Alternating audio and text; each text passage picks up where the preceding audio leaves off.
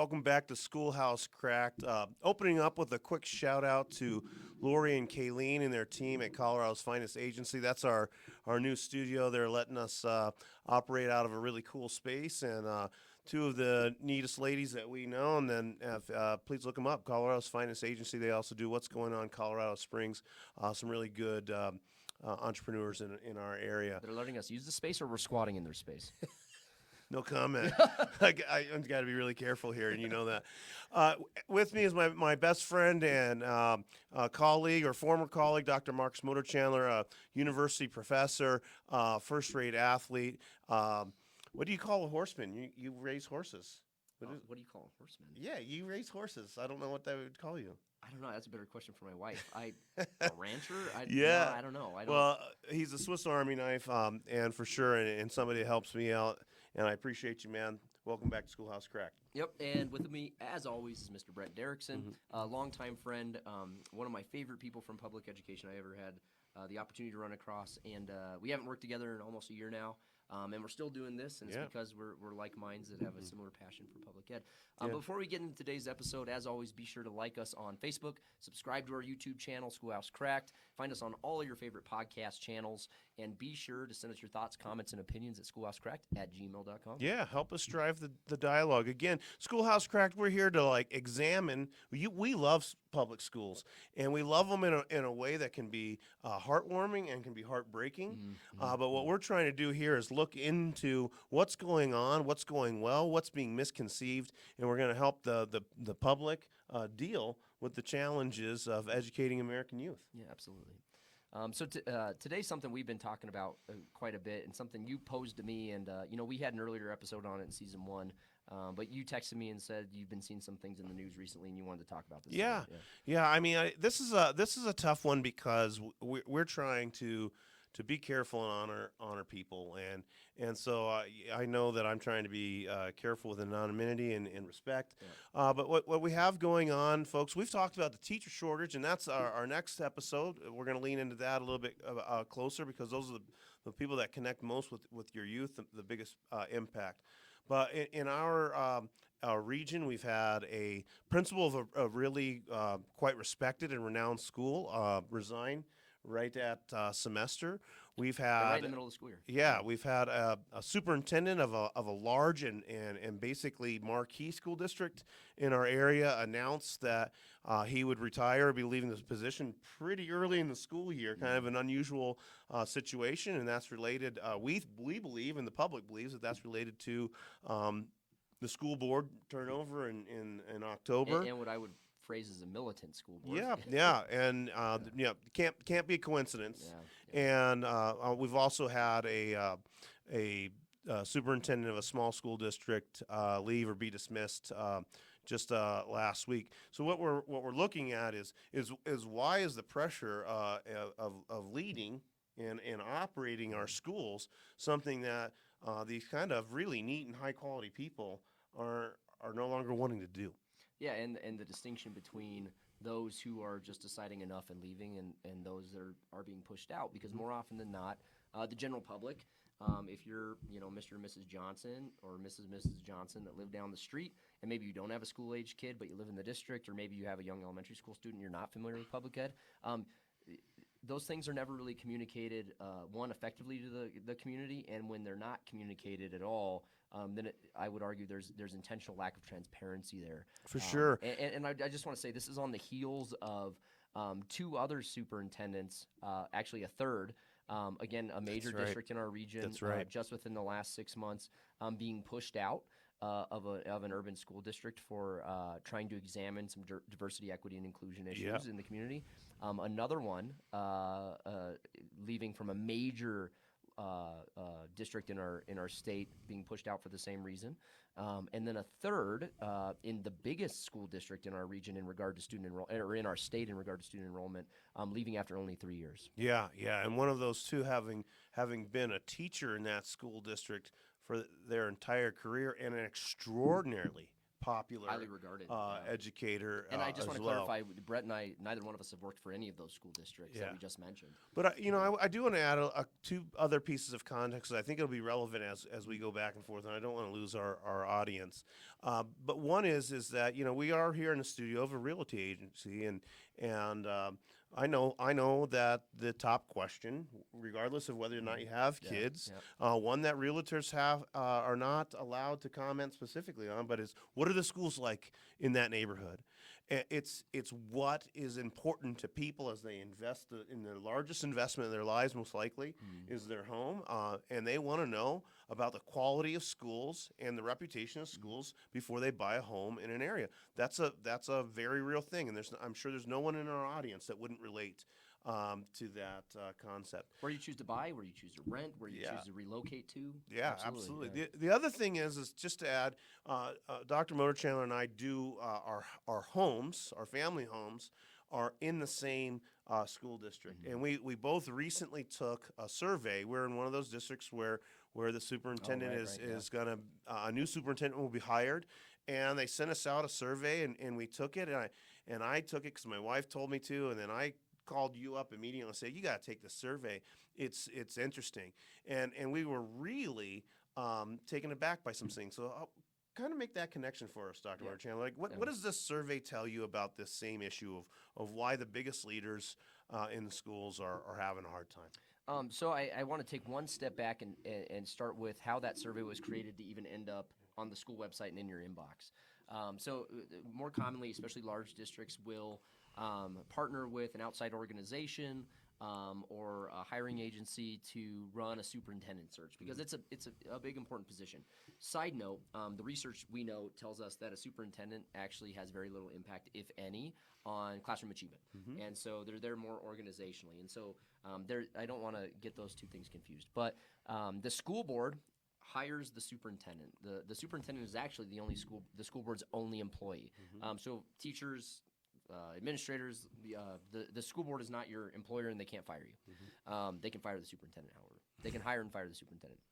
So when there's a superintendent position, the school board works with an outside agency or maybe internally, and they typically have stakeholder engagement. So they reach out to parents, students, community members, business owners in the district, and say, "What do you want in our next superintendent?" And then they take that feedback, and then the school board and the agency create questions on a survey to collect that feedback from the community.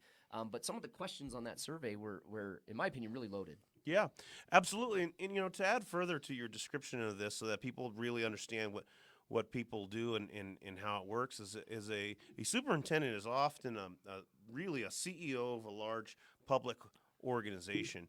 And if you understand how schools are funded, most typically, we've worked in a district where it's a bit different. Right. It's just two kinds of funding. We call it pure pupil funding, and that's state tax dollars. Each student is worth an exact amount, and so the amount of kids living in your school district equals a specific, the total number of dollars. The other is housing taxes, and so that's where we gain some advantages and disadvantages in some school districts. The higher the property value, then the more revenue. All this is to say that a school board and this superintendent have a lot to do with what the community wants, and it's not always accurately tied to what schools are trying to accomplish, because you've really got to keep kids in your district, and you've really got to make sure that businesses and other organizations are thriving within your school district. There's a lot of partnership there. But yeah, I thought the questions were loaded. I felt immediately uncomfortable. I was about 3 questions in. And let's be honest, very rarely are you uncomfortable. Yeah. And I think things like this are fun, and I needed a little brain break at work anyways. I'd been, chopping away at some stuff in front of the computer. I would need to give myself a brain break without getting out there and getting distracted. And the point is about 3 questions in, and I'm like, oh, I can tell what you want me to answer. Right. And I could tell as it got further and further in that you wanted me to answer that felt like they wanted me to answer on a far end. That way that we could be discounted. Yeah. A politically, yes, on the spectrum, far on either side. Yeah. And the questions to me struck me as being specific to one side of the argument or a variety of arguments. What was also fascinating to me is just looking at the nature of the questions. I mean, some of them were right amongst these 5 things, which is the most important, least important. And I think there were probably 8 questions, maybe 9 questions, but only, I would say, 1.5, maybe 2 of those questions were actually student and faculty centered. Yeah, absolutely. And what we have right now in our area, and I wonder how people feel across the country and across the globe. We do have an international audience that weighs in on Schoolhouse Cracked. Educating children is a key component of every society. But what we're really having to deal with is the deprofessionalization of our teachers, and a real feeling amongst teachers and for me as a teacher leader that the public doesn't just trust their professionalism. Everybody wants to know a teacher's qualifications. They want to know their background. They want to know what they think politically. They want to know their ideology. Yet I can go to the hospital, an emergency care, or a doctor's office. I have no need to be curious about my nurse or my doctor and what they think about the world or what they think about the political situation. Does the doctor know how to repair my broken leg? Right. That's my primary concern. Yes, right. And the assumption too is when I walk into a doctor's office that they're credible and qualified. Yeah.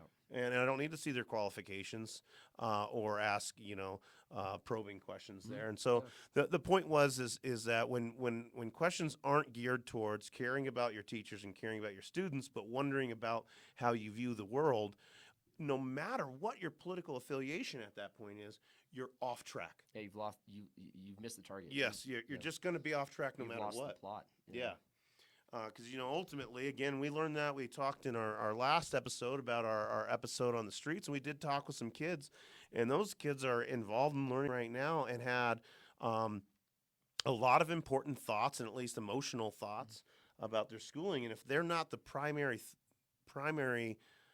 stakeholder, or if we're not at least wondering what we want most for them, then your survey's off, your superintendent's off, you're going to be misled. Yeah, absolutely. And, I've had the opportunity over the course of my career in public education before I moved into higher education to be on 2 committees for superintendents. And so getting to listen to them interview, answer their questions, what have you, and seeing the board's role and involvement in that, and in both instances seeing how the board's political leanings, the board's personal ideologies play out. You could argue that the board is representative of the community in that the board are elected public officials. However, in one of those instances, the board members ran unopposed. Yeah. And so they were not representative of the community. When you run unopposed, an umbrella in a mop wig could win the election and have a board seat if they ran unopposed. Yeah, and here's the other piece. You talked about school boards, only employees, the superintendent. But what do school boards do? They approve curriculum. They build vision. I think most importantly, they control finance, whether that's capital or curriculum or employment. All those are extremely important roles. And so you've got people possibly with political agendas running unopposed. They're low-level marketing, which can be positive as well. But the low-level marketing, meaning they're not putting a ton of money in. Like it's a sign in my neighborhood. Gotcha. I don't know, man. If you have I'll be honest with you. If you have I don't know, your name's like Burt Reynolds or something, and I'm like, hey, cool name. I remember Magnum PI. The point is it's very hard to get information or quality critique on the individuals. But the point is like in the case of our school district, you can actually elect somebody with an extraordinary. Our president has an extraordinary political agenda. Right. Whether you're for that or against that, it would be irresponsible to not recognize that as a fact. Right. And all these things impact, I believe, my kids. I really do wonder if it's going to change what they learn. I really do wonder if it's going to change whether or not teachers stay. I really do wonder if it's going to impact those teachers who stay, if they're willing to invest. A huge part of being a teacher is efficacy, is truly believing that your work will have a positive impact on students and student learning. And if you have forces that are acting upon you that make you feel irrelevant or unempowered, that changes a person daily. Right. And you kind of hit on a point kind of regarding the snowball effect of turnover that stems from the board, a school board, and a politically idealized school board or militant school board, and that in turn impacts the superintendent, their only employee.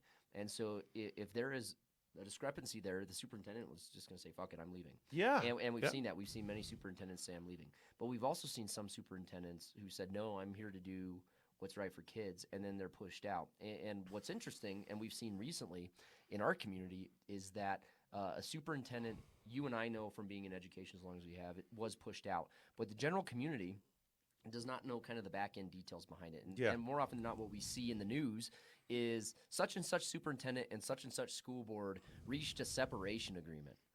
Reached a separation agreement, and then no other details. Other details. Well, what the hell does that mean? It really means that we're not being democratic. I mean, I don't want to jump to the biggest idea, but like, but the point though is that if we as the public don't understand what's happening at the highest levels of the people who lead the public, then we're being we're deceiving them.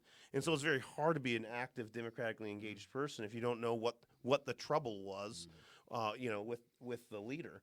It also, for me, indicates, Marcus, that a very few people are playing parent to people who, like myself, I have no idea why our superintendent chose to leave 2 weeks after the board election. I don't know. I can speculate.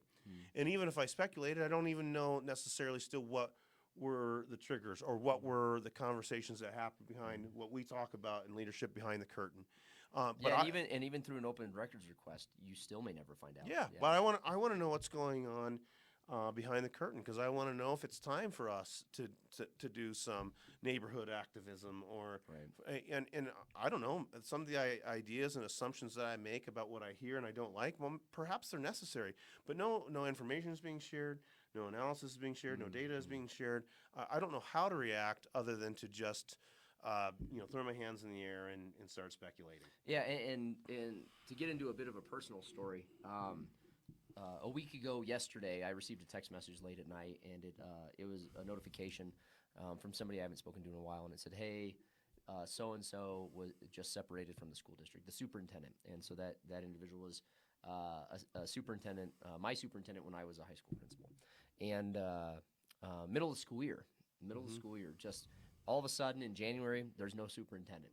And so that's obviously very troubling. It's scary. It's scary for, regardless of what your opinion of that individual is, it's scary for a school district to now not have your superintendent. And going back to the snowball analogy, the board has an issue with the superintendent for whatever reason, and then that causes a waterfall in building leadership, which causes a waterfall in teachers feeling uneasy, unsafe in regard to employment in their district, and then inevitably kids and families in their enrollment status and choosing if they want to stay there. Absolutely. That is not, I just want to say to our audience, that is not an exaggeration.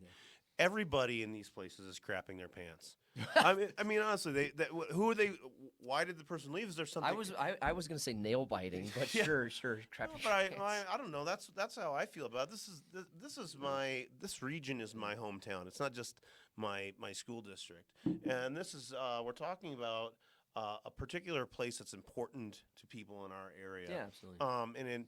And it's a place where, you've heard me say this before. All kids deserve a great education. I care about what's going on there, but when a highly qualified person is separated, you got to wonder if they were in this era that we're living in. Well, did they not say the right things? Did they make a personal choice in their personal lives that didn't agree with the community? Right. Did they make a huge mistake? Did they make a decision that really hurts kids? We have no idea. And what we talk about, and when we see this in our political cultures, we can anticipate a pendulum swing. And in the middle of that are K through 12 kids and K through 12 educators who feel like they're walking on icy ground. And they're no longer the priority. Yeah. The priority has now become this higher level C-suite board back and forth. And we've seen this pivot quite a bit in our careers. And it's kind of one of the things that always sticks out to me is you have maybe a very systems style leader, somebody who's great at creating systems and structures and policies and processes. and then inevitably they either leave or they're asked to leave. Yeah. And then the pendulum swings, and now the search committee, the community, they want somebody who's relational in nature, and so they hire somebody who's relational in nature and builds rapport and builds connectivity with the community. And then that person leaves, and they swing back because now systems have weakened, and it's this back and forth between kind of those two, and that's always been the common theme to me is moving between kind of the type A thinking and the type A personality, type B personality, and districts and schools just constantly swing between the two. And if the community or the school board isn't patient enough, they push somebody out with that skill set that the community needs before the pendulum has actually swung. Yeah, and whether or not the school district itself or the community itself is stronger than its superintendent or its CEO. I do remember when I was a young educator, my brother, who's an attorney, our superintendent, they made public our superintendent's salary, and at that time it was in Colorado. Legal requirement. It's actually publicly searchable information. Yeah, which was $250,000 in the early 2000s, a great salary. And he was like, "Why is a superintendent of this school district, which he grew up in, getting paid that much money?" Now, I'm no fan of the bureaucracy of large public schools, but I will tell you, it's a shit ton of work. But that's my point, Marcus. I'm with you on this one. I said to my brother, I said, outside of the United States Army, our school district was the largest employer in our region. So $250,000 for a CEO overseeing 7,000 employees with a bachelor's degree or master's degree, another 5,000 classified staff. Like you're overseeing 12,000 people and ultimately millions of dollars of assets and facilities. Right, and ultimately responsible for the safety and welfare and educations of tens of, at that time, probably 10,000 students. Right. Yep. So when you gather that up together, they're probably the most underpaid CEOs of all time, especially with the the public aspect of it. That being said, the distinction is it's not a revenue generating corporation, and so that it's always constantly undervalued. Yeah. But the thing I want to ask though as we close out the episode, Brett, is as a parent in a school, we live in the same school district. I'm what does my wife always say? I'm a proud non-breeder. Oh, you're a dink. I call you a dink. Dual income, no kids. Let's clarify what that means. Also, there's a new term called dinkwad, dual income, no kids with a dog. You're a dinkwad, you are. But I living in the community as a former public educator myself, somebody who works in higher ed, living in the community, somebody who cares passionately about education, I'm looking at this through one lens, and then you're an educator, but also a parent in that school district, and all your children attend that school district. What do we do about this? I don't know, but I'm mad. I don't know how to answer your question, but I want to say for our audience, I'm embarrassed. Here's the honest truth. The honest truth is my wife and I bought a home in this school district based on its reputation. We bought that home above our means.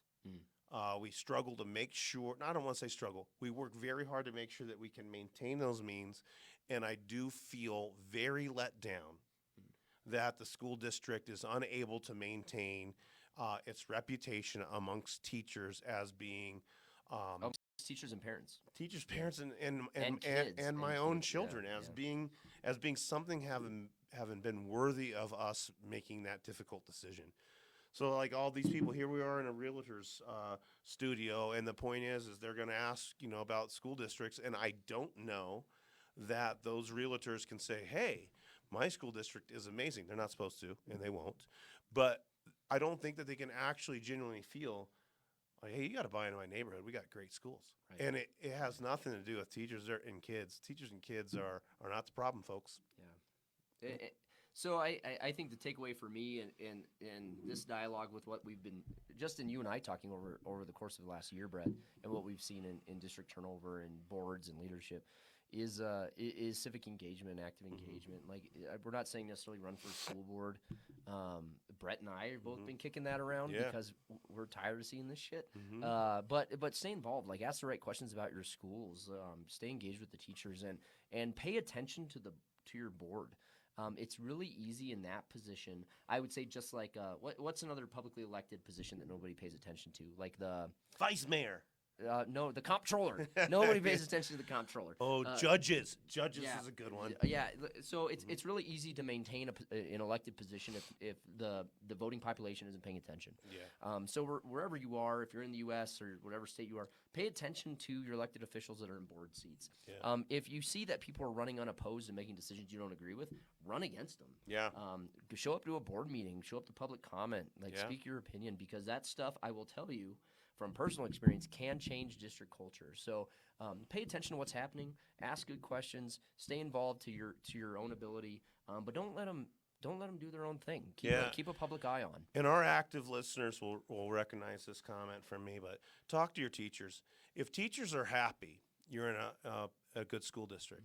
And that's not a cliche comment. No. That simply means a happy teacher is simply a teacher who's the canary in the coal mine. Yes, and if they believe that the hard work that they do is going to benefit kids, that brings happiness. If they're happy, that means they're not distracted by all of the other things All that the are going. BS. Yeah, and so don't ask about the curriculum. Curriculum is the widest and deepest and longest sea on the earth. Ask about like kid and teacher satisfaction. When they're happy, they learn. When they're happy, they work hard. When they're happy, they unify. So look for happy teachers, and you're going to find a healthy school district. So stay involved, stay engaged. As always, with me is Mr. Brett Derickson. Thanks for tuning in to Schoolhouse Cracked. Find us on all your favorite podcast channels. Email us your thoughts, comments, and opinions at schoolhousecracked@gmail.com. Subscribe to us on YouTube. Find us on Facebook. We'll see you in our next episode.